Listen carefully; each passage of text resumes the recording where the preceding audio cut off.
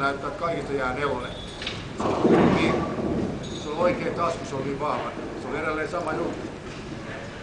Tavallaan silloin pallon pitää lopettaa se liike, jos puhutaan, että milloin se on pyöri eteen.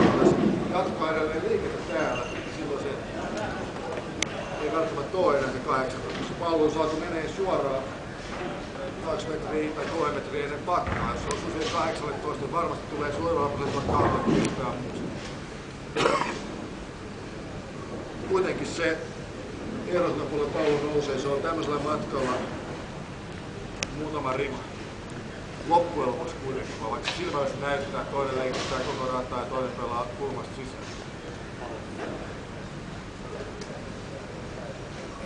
No miten sä muuten heittoa?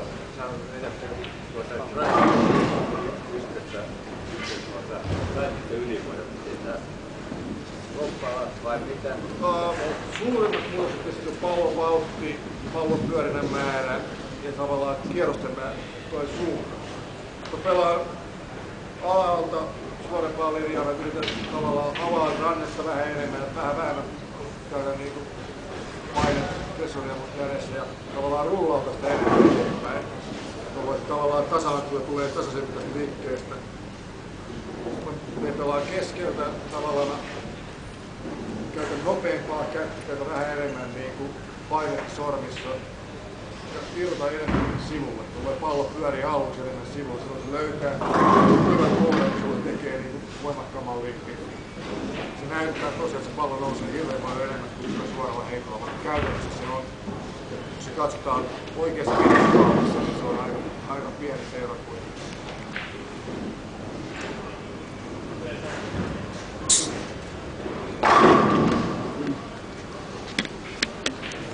Tästä mä voisin puhua tosi paljon ja muuta, se menee varmaan liian tekniseksi jutuksi näin kaikki tässä, mutta yleensä ottaen puhutaan rasvan pituus, niin mä sanoin, rasvan pituus sanotaan, että se on 40 jalkaa on tässä kohtaa.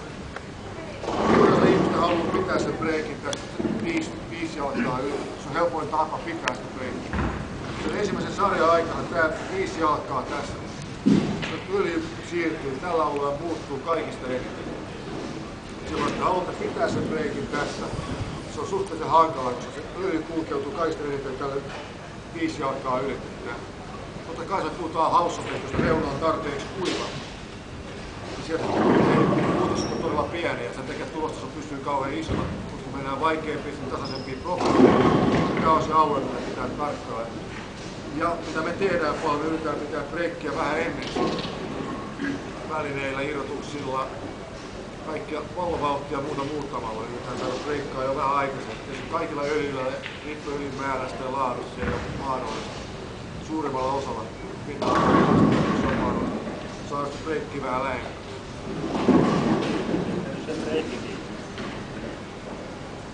Breikki on tavallaan se, mistä pallo tekee sen. Se on käynyt kaikista ykköskeilasta oikealla puolella. Silloin se alkaa muuttaa suuntaan vasemmalle. Eli se on niin kuin tää alue on tässä breikki tai tää alue tässä on breikki.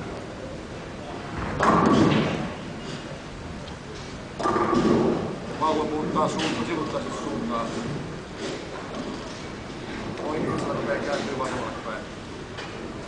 Tässä kohtaa se on kaikista kauimpana ykköskeilasta oikein poikasta rännistä. Tuossa on breikki kohta, tuossa on breikki kohta.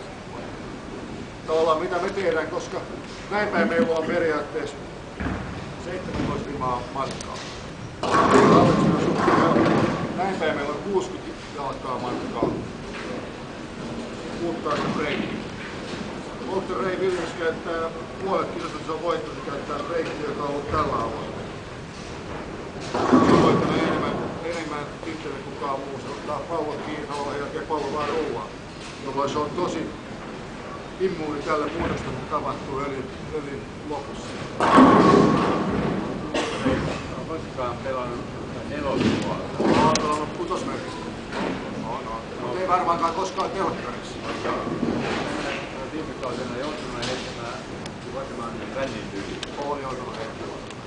Kyllä kääntypalloa. Olla kieltä. Aikaa se vähemmän vahvasti. Eikä se välttämättä tarvitse pallon paljon kääntyä.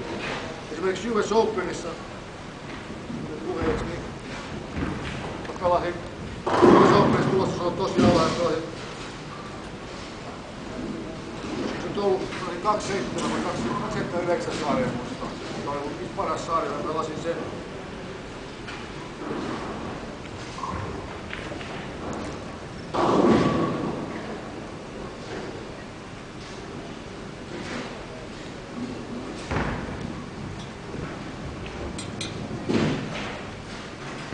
Tämmöistä linjaa.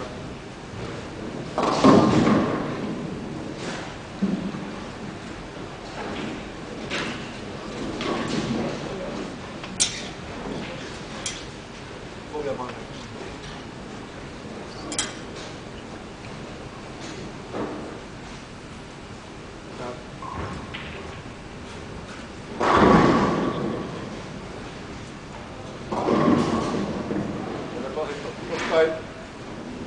Tuossa Estomerkin peräät mä heti jo ja rännin yritettiin. Suurin piirtein tämmöistä linjaa mä pelasin, kun oli 279 sarja, niin se oli sarja niistä tässä. Oli kauhean myöhäistä breikkiä, mikä taas monet keilaat ei pystynyt. Mä pystyn heittämään palloa niin pitkälle ja tavallaan tekemään tiettyjä asioita, saamaan sen noin pitkälle. Melkein niin sanottu vanha ajan peittopallo, että monta kertaa se pallo meni suurin piirtein ekan kerran oikealle puolella just silloin, kun se osui taskupuolelle. Tavallaan oli tasku. Jumala 18-17 vähän ennen. Välillä kun se oli tosiaan tänne. Mutta sinne sai keilla päähän. Tämä on krenkkäämistä.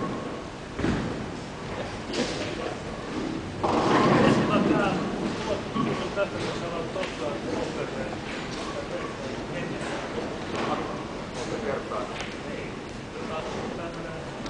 Talvella siinä tehdään silloin tällä, niin se pitää vähän osuutta, mikä hälytään, eikä ole tuossa pyörää, se on fysiikan lakeja. Ja aikaisemmin kun peikkaa, se on sun lakeissa. Tavallaan monta kertaa kun käytetään kauhean breikkiä, tavallaan käytetään tätä öljyä täällä niin tavallaan vallin sisälinjassa. Tavallaan vaatii tietyntyisen irrotuksesta. Semmoisia, jotka pystyy käyttämään tuota alueetta tuolla, ammattilaisissa on ehkä yhden kerran laskuttamassa. Joukki, Volterei, Vaassi on varmaan paljon. Sekä se on pallo, että tuntuu myös käsi. Esimerkiksi viime kaudella, kun tuntuu mulle tästä kakon strike-passia tai muuta, kisa, mikä Paassi voitti pitkällä lyöllä pelaamalla tosi reunasta, niin hän käytti breikkiä tällä alueella. Voitti muuten ensin, voitti Tony Jones Interissä. Voitti 252, 40, kukaan voitanut 200 tuona aikaa. Kaikki nyt pelattiin vitosmerkistä. Pelataan pitkällä lyöllä. Mutta jos hänen pallonsa ei olisi ottanut tästä tällä alueella kiinni, niin se olisi ikinä ottanut yhtään. Se oli pitkä öljy.